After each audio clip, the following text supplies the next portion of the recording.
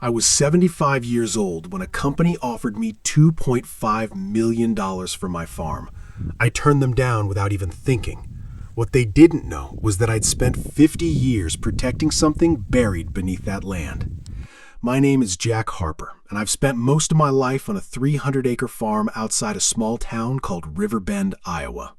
That land had belonged to my family for nearly a century. My father, Samuel Harper, taught me how to farm when I was just a boy. He taught me how to read the weather, repair a broken tractor, and understand when the soil needed rest. But before he died, he gave me one final lesson. He took my hand, placed an old iron key in my palm, and said, "Jack, protect this land. Someday you'll understand why." I was 75 years old at the time. I didn't understand what he meant. Not then. My wife, Margaret, knew there was something strange about the farm, but she never pushed me for answers. She passed away 5 years ago, and since then, the farm had become quieter than I'd ever imagined. My only son, Ryan, lived in the city. He loved me, but he never understood why I refused to sell the farm. "Dad, you're 75, he'd tell me. "You don't have to spend the rest of your life working this hard." I'd smile and say, as long as I can still climb into that tractor, I'm staying right here. Ryan thought I was being stubborn. He had no idea what I was protecting. Then, one Monday morning, a black SUV pulled into my driveway. A man in an expensive suit stepped out carrying a leather briefcase. "Mr. Harper." "That's me." "My name is Daniel Carter. I represent an energy company that's interested in purchasing your property." I invited him inside. Daniel placed a folder on my kitchen table. "We are prepared to make you a very generous offer." I opened the folder. The number on the first page stopped me for a moment. $2.5 million. Daniel leaned back in his chair. "We believe this is an opportunity that could completely change your life." I closed the folder. "No." He blinked. "I'm sorry?" I said, "No." "You may want to think about this. We can increase the offer." "I've already thought about it." "Mr. Harper, we're talking about millions of dollars." I looked through the kitchen window at the fields where I'd spent my entire life. "Even if you offered me $5 million, I wouldn't sell." Daniel's expression changed. "Why?" I looked directly into his eyes. "Because you don't know what's underneath that land." For the first time, Daniel stopped smiling. "What exactly does that mean?" I stood up. "It means the land isn't for sale." He gathered his papers. As he reached the door, he stopped and looked back at me. "You may regret this decision." I answered quietly, "I've regretted a lot of things in my life, Mr. Carter. Selling this land isn't going to be one of them." He left without another word, but I knew he would be back. That evening, Ryan showed up at the farmhouse. I'd barely finished making coffee when he walked into the kitchen. "Dad, is it true?" "Is what true?" "You turned down $2.5 million?" I nodded. "Yes." Ryan stared at me like I'd lost my mind. "Why?" "Because I don't want to sell." "That's not an answer." I stayed quiet. Ryan shook his head. "You've spent your whole life working this farm. You could sell it, retire comfortably, and finally enjoy your life." I looked at him. "I am enjoying my life." "You're 75, Dad." "I know how old I am." He sighed. "Then tell me the truth. What are you hiding?" That question hit harder than I expected. For a moment, I thought about lying. Instead, I stood up and walked to an old wooden cabinet in the corner of the room. I opened the bottom drawer and pulled out a rusty metal box. Ryan frowned. "What's that?" "Something your grandfather left behind." I placed the box on the table. Inside was an old black and white photograph, a hand-drawn map of the farm, and a government document dated more than 50 years earlier. Ryan picked up the map. His eyes narrowed. A large red circle had been drawn over the northern section of our property. Underneath it, in my father's handwriting, were 6 words: "Do not ever dig here." Ryan looked at me. "Dad, what is this?" I didn't answer immediately. He looked at the map again. "What's under this part of the farm?" I finally said, "I don't know." Ryan stared at me. "You're lying." Before I could respond, we heard an engine outside. I walked toward the window. There was a truck parked near the northern field. 2 men were standing beside it, collecting soil samples. My heart started pounding. I turned off the kitchen light. Whisper, "Dad, who are those guys?" I pulled the curtain back just enough to see them clearly. One of the men was holding a map. My blood ran cold. It was the same map I had just shown Ryan. The same red circle. I'd spent 50 years believing that secret was buried with my father. Now I knew the truth. Someone else knew about it. And whoever they were, they hadn't come to buy my land. They had come looking for what was underneath it. I didn't sleep that night. Neither did Ryan. We stood behind the kitchen curtains, watching the two strangers disappear into the darkness. By the time Sheriff Tom Reed arrived, the truck was gone. All that remained were several small holes in the soil and a few empty sample containers. Tom picked one up and examined it. "Jack, have you ever seen these men before?" I shook my head. "No." He looked toward the northern field. "Then why were they taking soil samples?" "I don't know." But deep down, I was beginning to suspect that I did. Tom found a folded piece of paper near one of the holes. He opened it and studied the markings. "This isn't a normal property map." "What is it?" He looked at me. "Looks like an underground survey." My stomach tightened. For 50 years, I'd tried not to think about what my father had shown me. Now someone was digging into the exact same place. The next morning, I decided Ryan deserved the truth, at least part of it. We sat at the kitchen table, and I told him about the night my father had taken me to the northern field when I was 25. It had been almost 50 years earlier. The ground was frozen, and the wind was cutting through my jacket. My father had led me to a hidden concrete hatch beneath the weeds. Then he'd handed me the same rusty key I'd kept all these years. I asked him, "Dad, what's down there?" He looked at me for a long time. Then he said, "Something powerful people don't want anyone to find." Ryan stared at me. "And you never went down there?" "Not since that night." "Why?" "Because I promised your grandfather I wouldn't." Ryan shook his head. "You kept a secret for 50 years without even knowing what it was?" I nodded. Sometimes a promise matters more than an answer. He looked toward the northern field. "But now somebody else knows." I didn't argue. He was right. That afternoon, Daniel Carter returned. This time, he brought 2 lawyers with him. He placed another contract on my table. "Our company is willing to increase the offer to $5 million. I didn't even look at the number. "My answer hasn't changed." He leaned forward. "Mr. Harper, some things are better left buried." The room suddenly felt cold. I looked directly at him. "How do you know about the northern field?" Daniel didn't answer. I stood up. "How do you know about my father?" His expression changed for just a second. Then he picked up his briefcase. "Your father had a complicated history, Mr. Harper." I felt a chill run through me. "How do you know what my father's history was?" Daniel walked toward the door.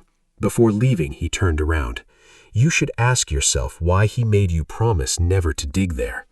Then he walked out. I stood frozen in the kitchen. There was only one question in my mind. Who had told Daniel about my father? That night, I finally decided to break the promise I'd kept for half a century. I took the old iron key from my bedroom safe. Ryan followed me outside. We walked toward the northern field just before midnight. The moon was barely visible through the clouds. I pushed aside the tall weeds until I found the old concrete hatch. Ryan stared at it. "Dad, this has been here the whole time?" "Yes." I inserted the key. For a moment, nothing happened. Then the lock clicked. Ryan took a step back. "You really are going down there?" I looked at him. "I've spent 50 years wondering what my father was afraid of." I lifted the hatch. "Tonight I'm going to find out." We climbed down a narrow staircase. The air became colder as we descended. About 20 feet below the surface, we reached a steel door. There were 2 letters carved in the metal. S.H. My father's initials. I touched them with my fingers. Then I opened the door. Inside was a small underground room. Old filing cabinets lined the walls. There were maps, photographs, handwritten reports, and boxes covered in dust. Ryan slowly turned around. "Dad, what is this place?" "I don't know." But I knew one thing. My father hadn't built this room by accident. I walked toward an old metal desk. On top was a thick black folder. I picked it up. The cover read, Project Hawthorne, classified. Ryan looked over my shoulder. What is Project Hawthorne? I don't know. I opened the folder. The first few pages contained maps of our property. Then I saw a photograph. I stopped breathing. It showed my father standing beside another man. The date on the photograph was 1974, but the man standing beside my father wasn't a stranger. It was Daniel Carter's father. Ryan looked at me. Dad, that's Daniel's father. I nodded. My hands were shaking. For 50 years, I'd believed my father had kept this secret from the world. Now I realized he hadn't been alone. He'd been part of something the government had classified, something Daniel Carter's family had been involved in. I turned another page. There was a typed report describing an underground operation beneath our property, but several pages had been torn out. Someone removed these, Ryan said. I nodded. Recently. Then I heard something above us. Footsteps. Ryan froze. We both looked toward the ceiling. Someone was walking around inside my farmhouse. Then came the sound of the basement door opening. A man's voice echoed down the stairs. Jack Harper. My blood ran cold. The voice continued. We know you're down there. Ryan grabbed my arm. Dad, what do we do? I looked at the black folder in my hands. For 50 years, I'd protected my father's secret. But now I realized something much worse. The people who wanted that secret buried had finally come for it. When I heard that voice above us, every muscle in my body went tense. Ryan Harper, we know you're down there. Ryan looked at me. Dad, what do we do? I held the Project Hawthorne folder against my chest. Then I remembered something my father had told me nearly 50 years earlier. If you ever have to enter that room, Jack, don't use the way you came in. At the time, I hadn't understood what he meant. Now I did. I looked around the underground room and searched the walls. Behind one of the old filing cabinets, I found a small metal lever. I pulled it. A section of the wall opened. Ryan stared at me.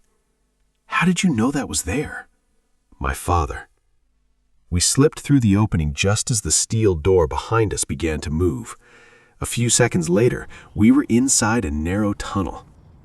We followed it for nearly 100 feet before climbing through another hidden exit. It brought us out inside an old storage shed on the other side of the farm. We were safe, but the folder was still in my hands. And now I knew we had to find out the truth. The next morning, I called my attorney, David Miller. He had been my lawyer for more than 20 years. When I placed the Project Hawthorne folder on his desk, his expression immediately changed. Jack, where did you get this? Under my farm. He opened the folder. Page after page revealed details about a government operation that had taken place in the 1970s. According to the documents, a private industrial company had discovered dangerous chemical waste buried deep underground near our property. Instead of properly removing it, several officials and company executives had agreed to hide it. The area was supposed to remain sealed, but something went wrong. The waste containers had started deteriorating. My father had discovered the problem. He wanted the truth exposed, but the people involved threatened him. That's why he built the underground room. That's why he kept the evidence. And that's why he made me promise never to sell the land. David looked at me. Jack, this isn't just about your farm. What do you mean? If those records are authentic, the company could be responsible for environmental damage that has been hidden for decades. I stared at the folder. Then I asked the question that had been haunting me. Why are they trying to buy my land now? David turned another page. The contamination site is directly beneath the northern section of your property.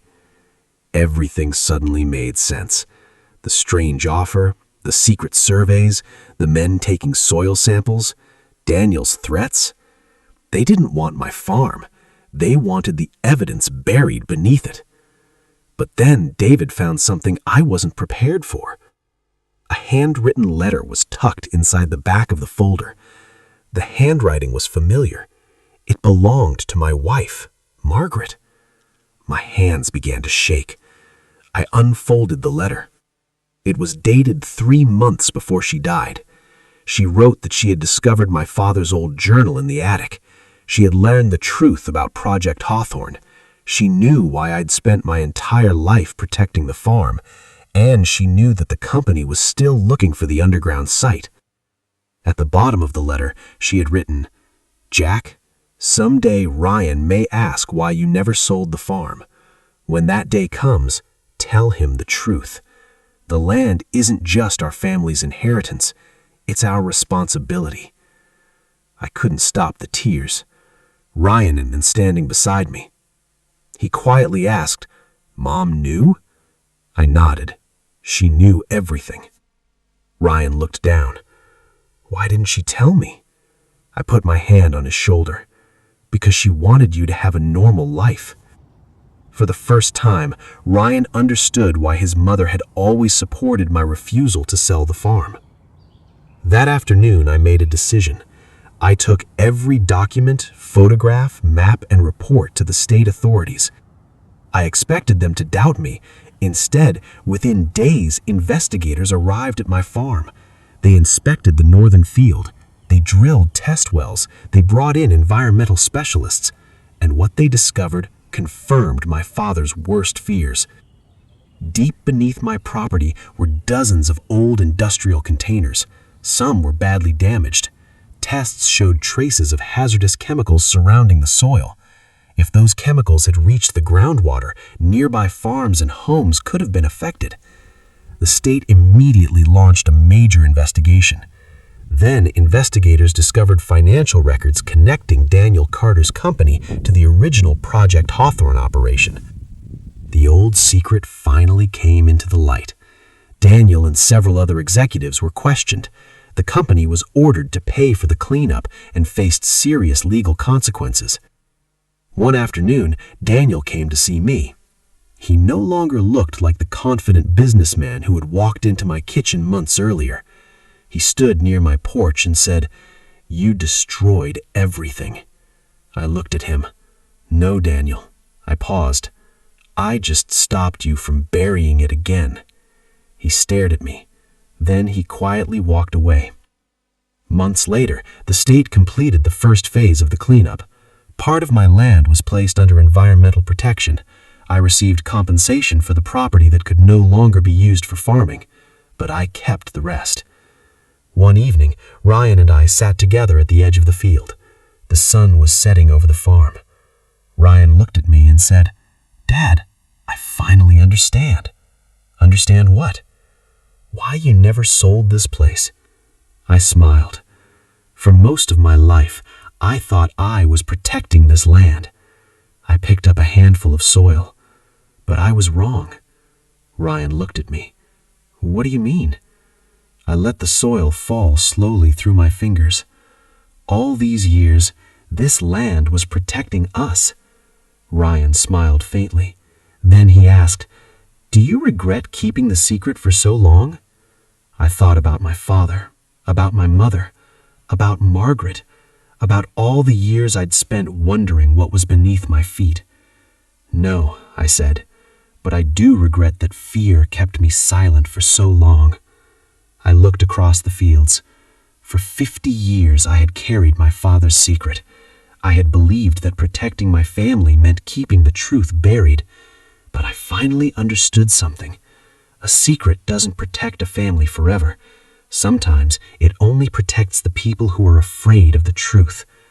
My father had made me promise to protect the land. I kept that promise, but in the end, I realized what he really wanted me to protect wasn't the soil. It was the truth. And now that truth was finally free. I was 75 years old when I refused $5 million for my land. People thought I was an old man making a foolish decision. They didn't know what I knew. They didn't know what my father had hidden.